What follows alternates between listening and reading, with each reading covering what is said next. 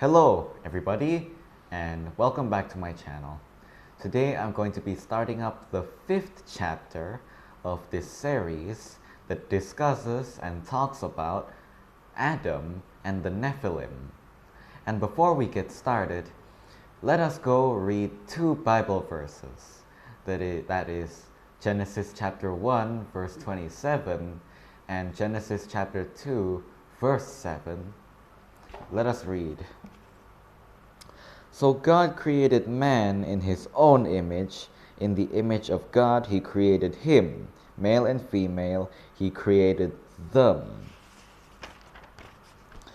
And the Lord God formed man of the dust of the ground and breathed into his nostrils the breath of life, and man became a living being. From these 2 verses, we can learn about the following things that I'm going to be talking about. That is, when God created humans in Genesis chapter 1 verse 27, the verse used plural terms, namely male and female, followed up with them. They are allowed to continuously multiply and to fill the earth.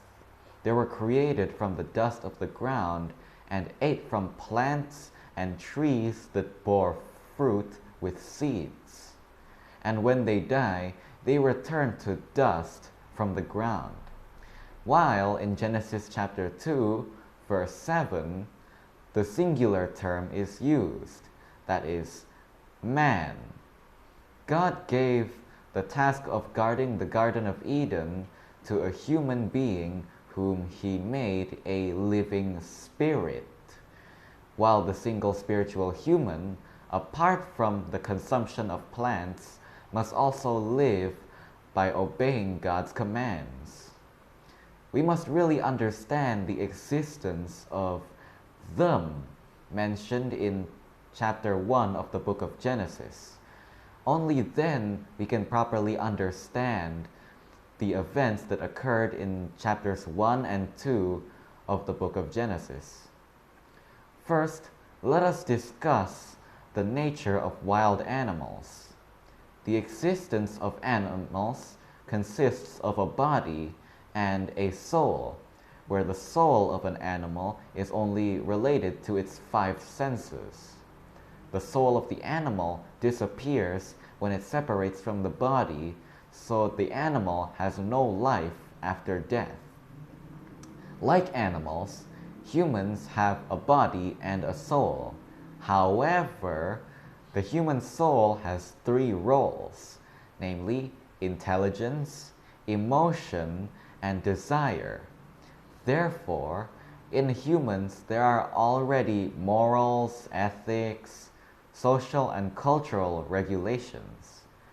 The human soul itself is not a spiritual element, but rather a psychological element.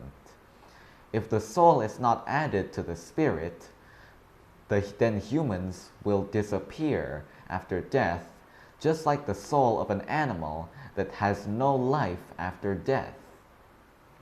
The first humans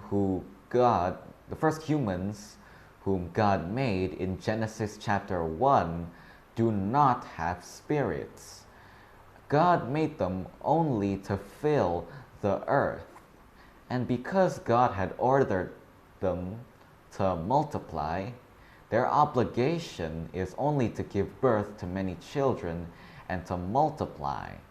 They have no afterlife, so they receive punishment while on this earth.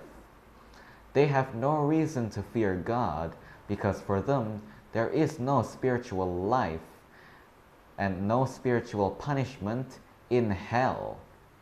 And in accordance with God's command to subdue the earth and rule over all that is on the face of the earth, they developed civilizations to help their lives, and their civilization reached its peak in the days of Noah's flood, which can be read in Genesis chapter 4, verse 17 to 26.